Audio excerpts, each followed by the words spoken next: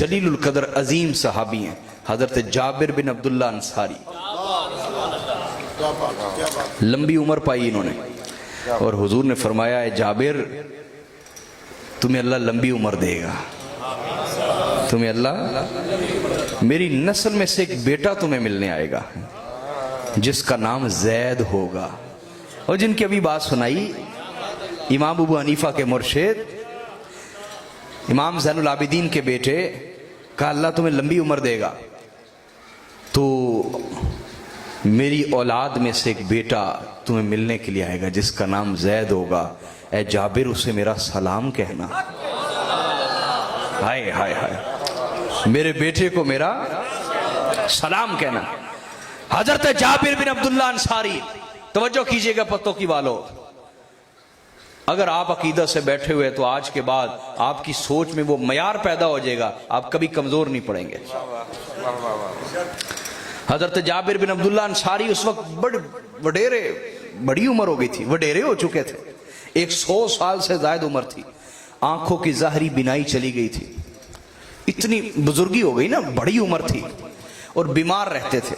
क्या बीमार रहते थे? तो बिस्तर पे थे, तवज्जो यार मेरी तरफ तवज्जो करें, बिस्तर पे थे तो उनको बताया गया कि जैद बिन अली बिन हुसैन मिलने आए हैं।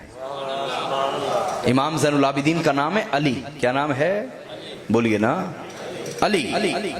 आहा, इमाम हुसैन का भी वैसे कैसे ज़ौक़ था, अल्लाह ने पहला बेटा दिया इमाम हुसैन को नाम रखा अली, दूसरा बेटा दिया अल्लाह ने नाम रखा अली, तीसरा बेटा अल्लाह ने दिया नाम रखा, तीनों का नाम ही अली रख दिया।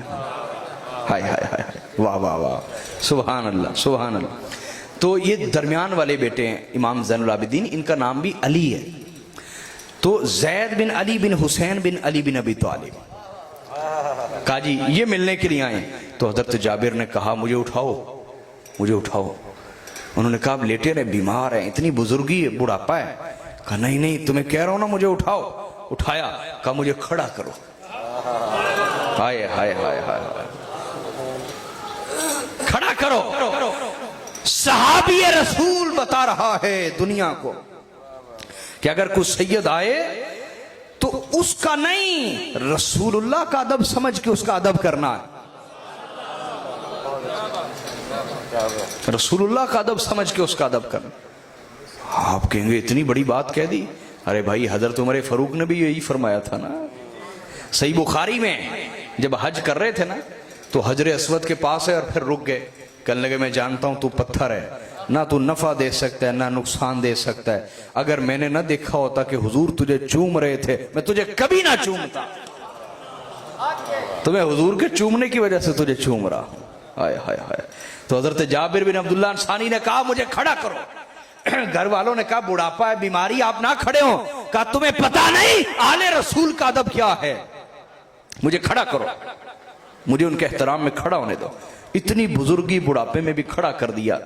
जब खड़ा किया ना तो उन्होंने सलाम पेश किया हजरत जैद ने, तो कहा शहजादे अपना हाथ तो मुझे देना। उनका हाथ पकड़ लिया और चूमने लगे तो इमाम जैद ने हाथ खींचा कि आप हमारे बुजुर्ग हैं, रसूलुल्लाह के बुजुर्ग सहाबी, ऐसे मत करें, मुझे गुनाहगार ना करें। कहा नहीं नहीं, हमारा अदब ऐसे पूरा नहीं होगा, हमारा अदब ऐसे पूरा नहीं होगा। हाथ पकड़े रखा और चूम लिया, और चूम के फिर आंखों में आंसू आ गए। कहा हुजूर ने सच फरमाया था, मेरा एक बेटा तुझे मिलने आएगा जिसका नाम जैद होगा, उसे मेरा सलाम कहना। ए जैद, आपके नाना का सलाम आपको पहुंचाता हूं। पतो की वालो, हम आले रसूल के दुश्मन ईसाई नहीं होते,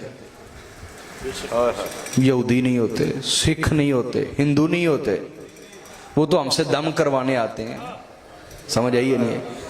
बड़े दुख की और कलेजा जला देने वाली बात यह है कि जब भी कोई सैयद की मुखालफत कर रहा होगा वो कोई कलमा पढ़ने वाला कर रहा होगा। क्यों यार ऐसा, क्यों यार, हम कैसे वफादार हैं नबी के, क्यों हम ऐसा करते हैं हर दौर में, आज भी कर रहे हैं। आज जो सैयद दीन का काम कर रहा है उसको कहते हैं ये मुसलमान ही नहीं है। इसको हुजूर की निस्बत ने काम नहीं आना। गो हुजूर की निस्बतों का फैज आप बांटते हैं। हया करनी चाहिए। इमाम जैद कितनी शानों वाला इमाम है यार, कितनी शानों वाला सैयद है, लेकिन हमने उनके साथ किया क्या? इस उम्मत ने किया क्या?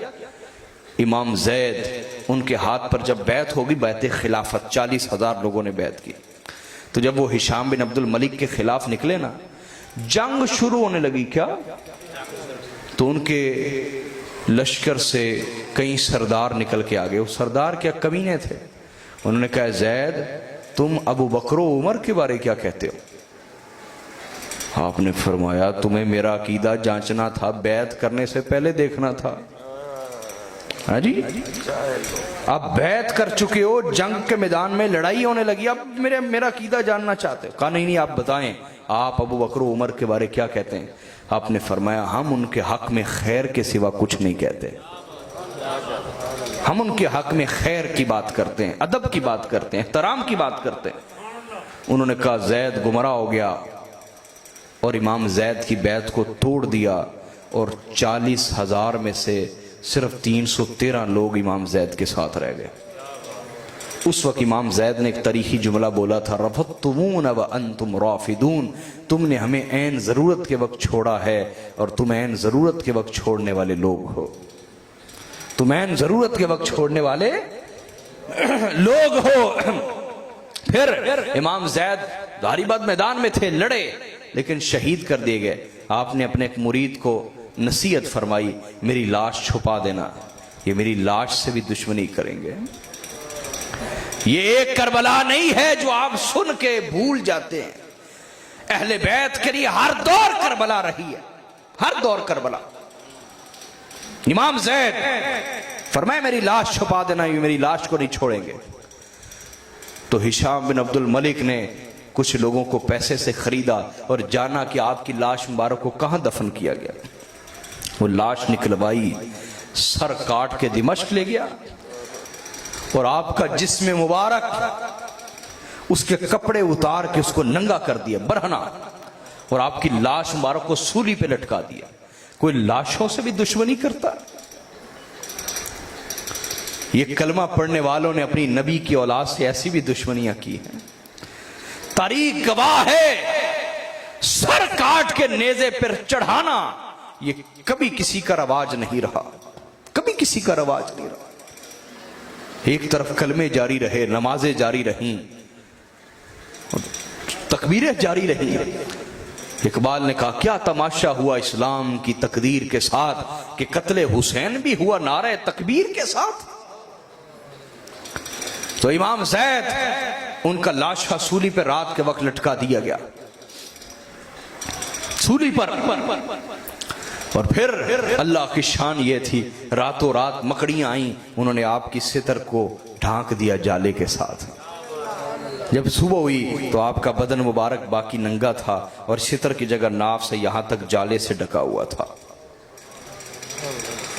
हाजरीन, पत्तों की वालों, इमाम जैद को सूली पे लटकाया गया। लाश मुबारक कोई 2 दिन सूली पे नहीं रही, 4 दिन नहीं रही, 4 हफ्ते नहीं रही, 4 महीने नहीं रही, 4 साल इमाम जैद की लाश सूली पे रही है। कलमे भी जारी रहे, नमाजें भी जारी रही। हम कैसे लोग हैं यार, क्यों हम बदलते नहीं?